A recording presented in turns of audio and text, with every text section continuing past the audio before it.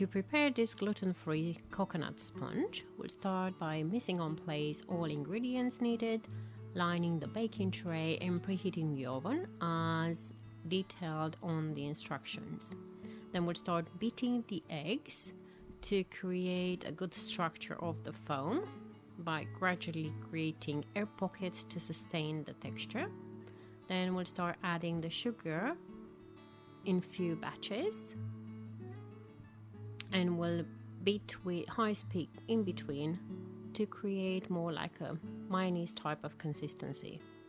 Once finished incorporating the sugar, we'll start adding the oil, salt and vanilla.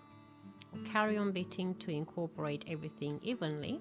Then we'll add the coconut flour, desiccated coconut and baking powder.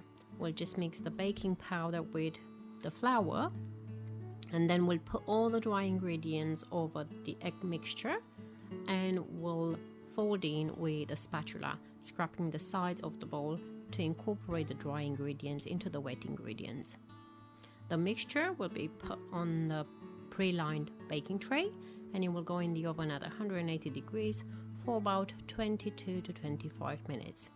Once baked, it will be left to cool on a cooling rack for further use.